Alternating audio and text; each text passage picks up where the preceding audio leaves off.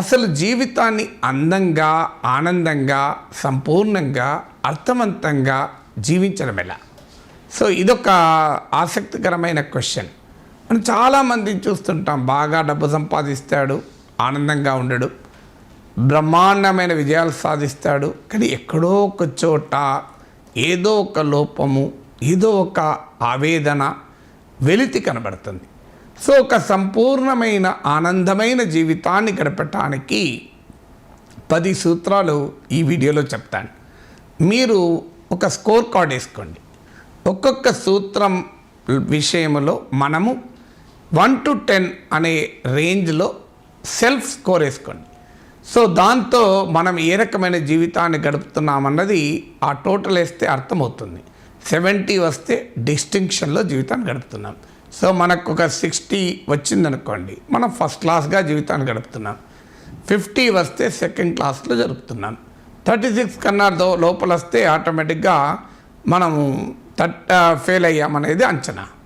So ఈ score card వేసుకోవటానికి సూత్రాలు ఏంటి? ఇది నేను చెప్తున్న 10 అంశాలు ఆర్డర్లో, ప్రాధాన్యతా క్రమంలో చెప్పడం లేదు. ఎందుకంటే ప్రాధాన్యతా క్రమం అనేది ఇక్కడ ఇంపార్టెంట్ కాదు. ఈ 10 అంశాలు అనేది ఇంపార్టెంట్. మొదటిది, జీవితం ఆనందంగా ఉండాలి అంటే మన ఆరోగ్యం బాగుండాలి.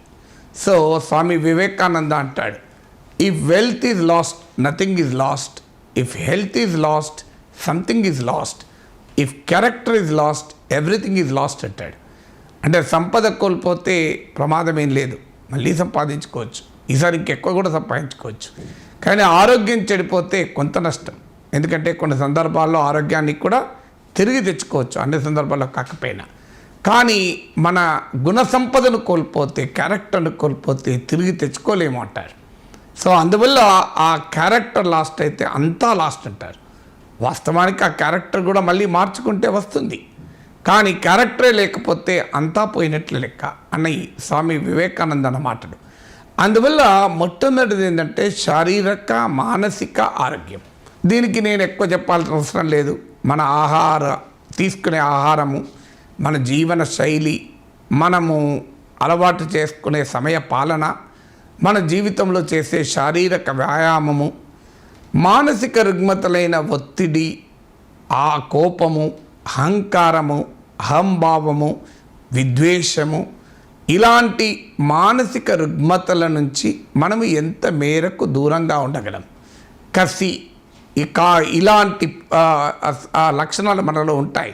సో ఈ లక్షణాలని ఎంత దూరం పెడితే అంత మానసిక ఆరోగ్యం ఉంటుంది. శారీరకంగా కూడా మనం తీసుకునే పదార్థాలు, ఆహార పదార్థాలు, ఏ రకమైన ఆహార అలవాట్లను మనము అలవర్చుకుంటున్నాం అన్నది మన శారీరక ఆరోగ్యాన్ని నిర్ణయిస్తుంది. A sound mind is in sound body అంటాడు స్వామి వివేకానంద. అంటే ఒక శక్తివంతమైన మేధస్సు కూడా శక్తివంతమైన శరీరంలోనే ఉంటుంది.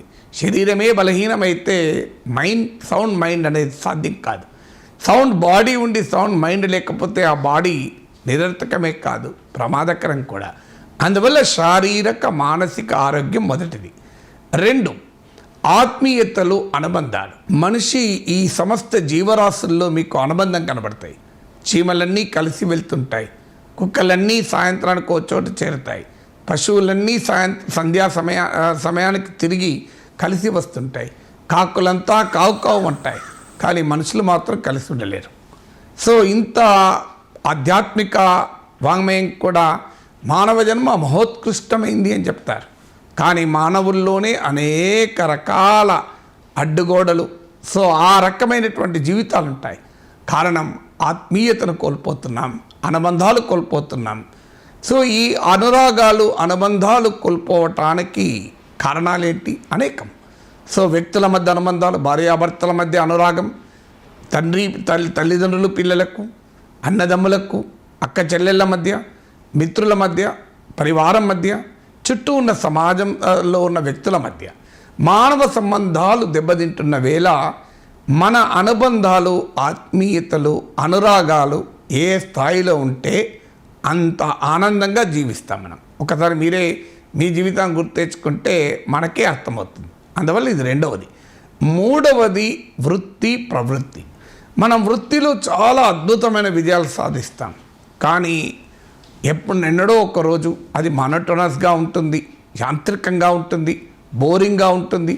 ఆఖరికి ఆ వృత్తి నుంచి మనం విరమించుకున్నాక రిటైర్ అయ్యాకైనా ఎక్కడో ఏదో ఒక వెలితి కనబడుతుంది. అందువల్ల ప్రతి వృత్తి, any profession, be it doctor, be it lawyer, be it a professor, be it a software engineer, మీ వృత్తితో పాటు ఒక ప్రవృత్తిని కలిగి ఉండండి. ప్రవృత్తి అంటే ఏంటి? ఒక రకమైనటువంటి ఏదో ఒక యాక్టివిటీలో ఆసక్తి ఉండాలి మనకు.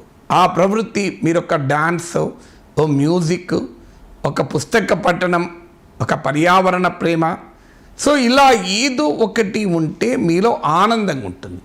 చివరికి మీకు ఆధ్యాత్మిక విశ్వాసాలు, భావాలు కూడా ఆనందిస్తాయి. ఈ మధ్య ఒక అధ్యయనం జరిగింది. సో నార్మల్గా రిలీజియస్ భావాలు ఉన్నవారు చాలా సంతోషంగా ఉంటారు అనేది రీసెర్చ్ చెప్తోంది. కానీ ఇటీవల రిలీజన్ పేరిట విద్వేషాలు రగలడం వల్ల ఆ ఆనందం కూడా దెబ్బతింటోంది అన్నారు.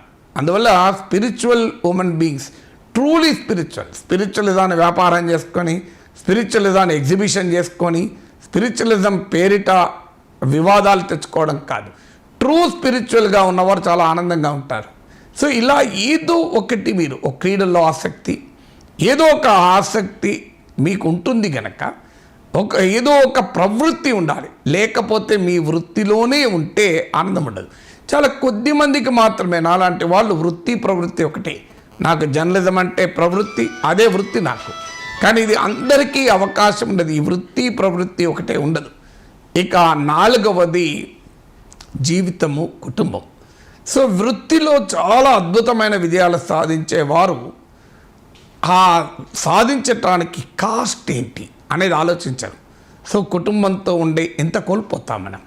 సో కుటుంబంలో లైఫ్ పార్ట్నర్తో గడిపే సమయం, పిల్లలతో గడిపే సమయం, తల్లిదండ్రులతో గడిపే సమయం, సిబ్లింగ్స్, తోబుట్టువులతో గడిపే సమయం, మిత్రులతో గడిపే సమయం కోల్పోకూడదు. అంటే దీన్నే వర్క్ లైఫ్ బ్యాలెన్స్ అంటారు.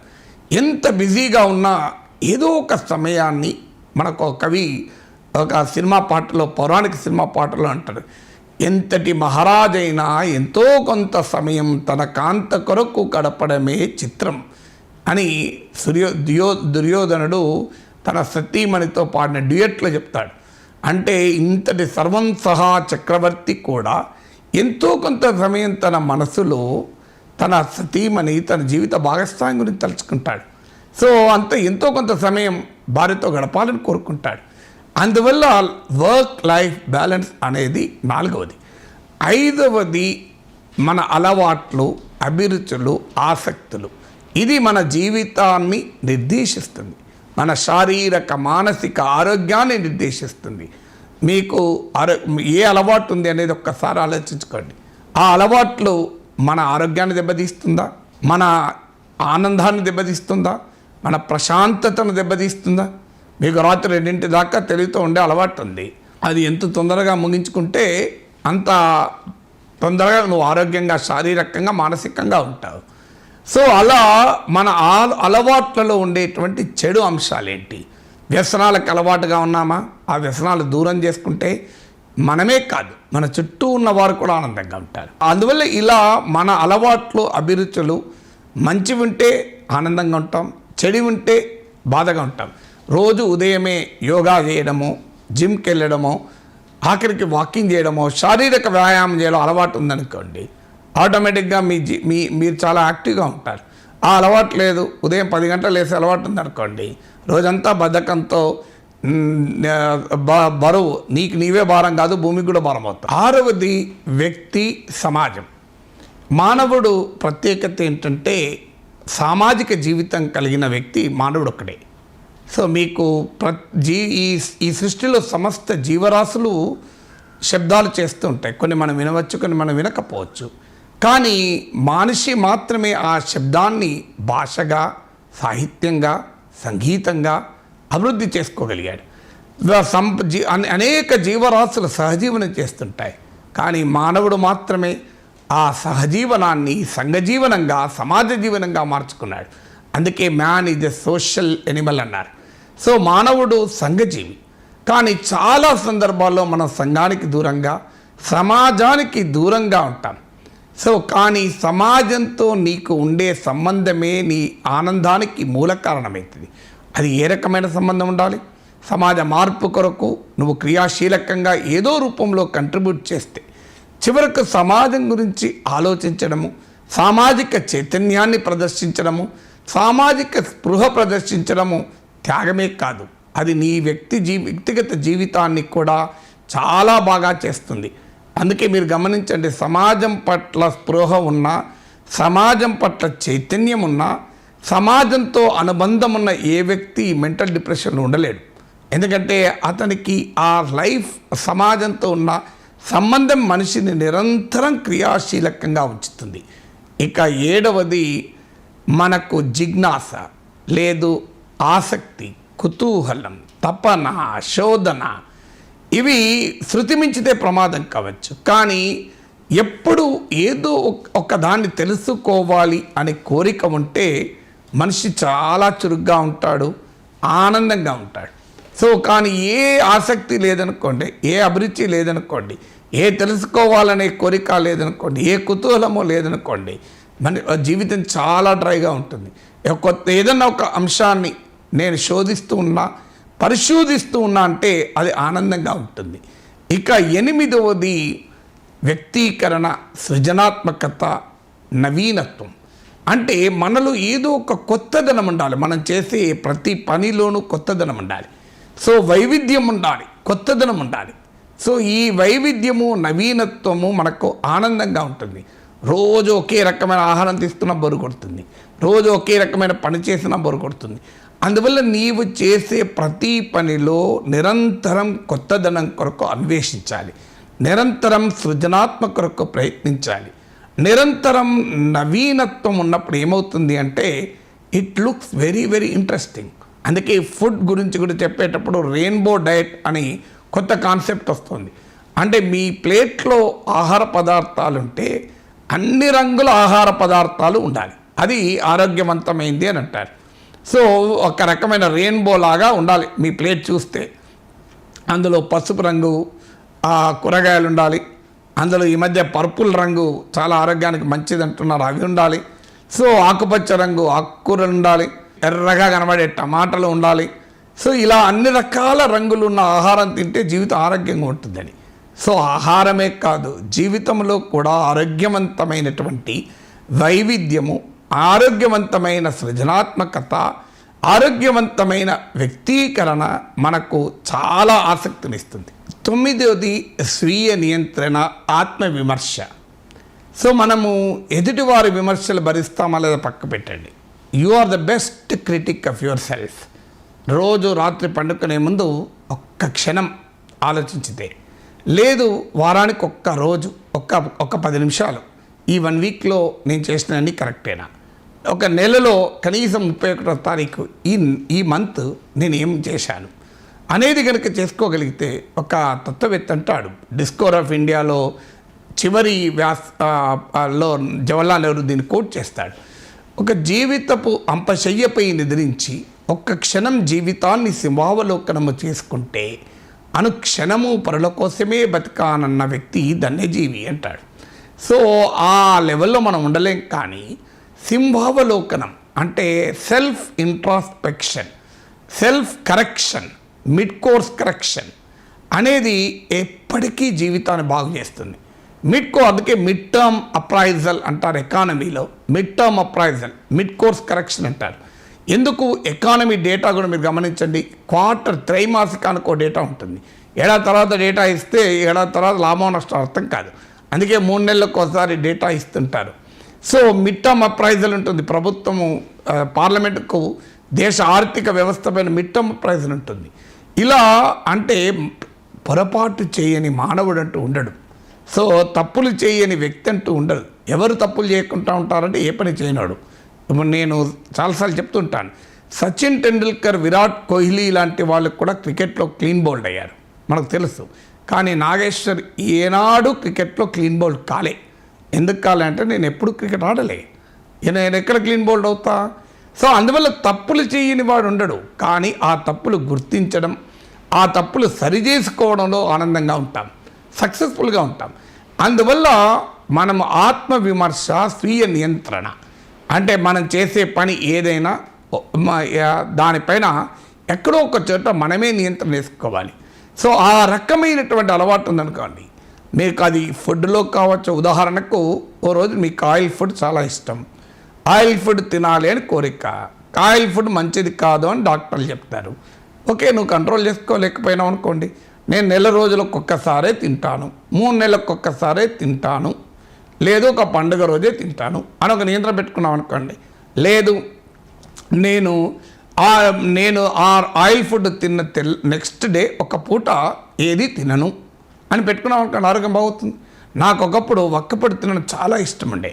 సో ఆ వక్కపొడి తినడం ఎంత ఇష్టమో అంటే జేబులో ఎప్పుడూ వక్కపొడి ప్యాకెట్లు ఉండేవి. సో దాని ఆరోగ్యానికి మంచిది కాదు. నాకు నేనే ఒకసారి ఆత్మవిమర్శ చేసుకున్నాను. ఏంటి అన్నీ తెలిసి అందరికీ చెప్పి అందరికీ చెప్పడానికి ప్రయత్నం చేసే వ్యక్తి, అన్నీ తెలుసుకోవడానికి ప్రయత్నం చేసే వ్యక్తి నేనే ఇట్లా ఎందుకు తయారవుతున్నాను.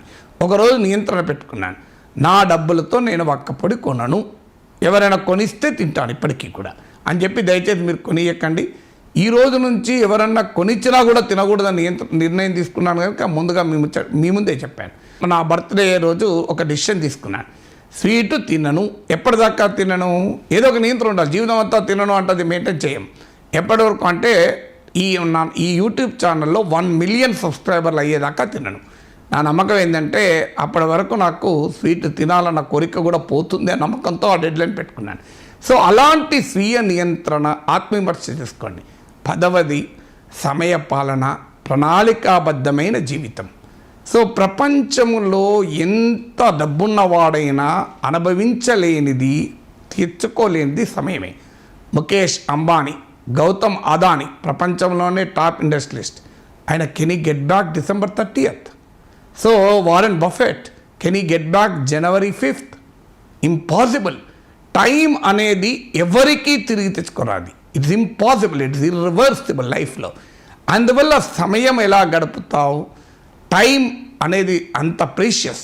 నీవు బాల్యంలో, యవ్వనంలో ఇష్టం వచ్చినట్టు జంక్ ఫుడ్ తిన్నామనుకోండి, వృద్ధాప్యంలో ఏమి చేసినా లాభమే ఉండదు, నరకం అనుభవించడం తప్ప. సో అందువల్ల ఏ సమయంలో ఏది చేయాలో అది చేయాలి. అది ఆ సమయంలో నిర్ణయం తీసుకోవాలి. చదువుకునే దశలో చదువు మీద ఆసక్తి లేదనుకోండి, జీవితం అంతా కష్టపడాలి. సో అందువల్ల టైం మేనేజ్మెంట్ అనేది చాలా కీలకం. ప్లానింగ్ అనేది జీవితంలో ఓవర్ ప్లానింగ్ ఉండద్దు, కానీ ఎంతో కొంత ప్లానింగ్ ఉండాలి. So if you are failing to plan, you are planning to fail అని ఇంగ్లీష్లో సామెత ఉంది. If you fail to plan అంటే ప్రణాళిక వేసుకోవడంలో విఫలం చెందితే నీవు you are planning to fail అంటే నీ వైఫల్యం కోసం ప్రణాళిక వేసుకున్నట్లే. ఈ 10 సూత్రాలలో మన స్కోర్ కార్డు వేసుకుంటే, ఇది నేను మీకే చెప్పడం కాదు, నేను కూడా ఈ స్కోర్ కార్డు వేసుకొని రెగ్యులర్గా ఎవరికి చెప్పాల్సిన అవసరం లేదు, నేను కూడా మీకేం చెప్పడం లేదు నాకు స్కోర్ ఎంత వచ్చిందని. సో ఆ స్కోర్ కార్డ్ వేసుకొని can I improve the score. ఇప్పుడు మన చిన్నప్పుడు హోంవర్క్ ప్రోగ్రెస్ రిపోర్ట్ ఉండేది. సో యూనిట్ టెస్ట్లో మార్కులు, ఆ quarterly, half yearly, pre final, final. ఎందుకుండేది? ఈ మధ్య అయితే వీక్లీ టెస్ట్లు కూడా వచ్చేసాయి. సో ఎందుకంటే కాన్స్టాంట్గా చెక్ చేసుకోవడం, ప్రోగ్రెస్ రిపోర్ట్ కార్డ్ పెట్టుకోవడం. మనం కూడా ఒక నెలకోసారో, 3 నెలలకోసారో, 6 నెలలకోసారో ఈ 10 పాయింట్ స్కేల్ పైన ఒక్కొక్క దానికి 10 మార్కులు అనుకొని 1 to 10 మార్కులు వేసుకొని మన స్కోర్ ఎంత అనే ఒక ప్రోగ్రెస్ రిపోర్ట్ మనమే వేసుకొని లెట్స్ సీ మనం అందమైన, ఆనందదాయకమైన, అర్థవంతమైన జీవితాన్ని గడపడమే కాదు, ఫలితంగా మీ కుటుంబ సభ్యులకు, మీ బంధువులకు, మీ మిత్రులకు, మీ పరివారానికి, చివరకు సమాజానికి, దేశానికి కూడా మీరు ఒక అర్థవంతమైన జీవితాన్ని అందించగలరు.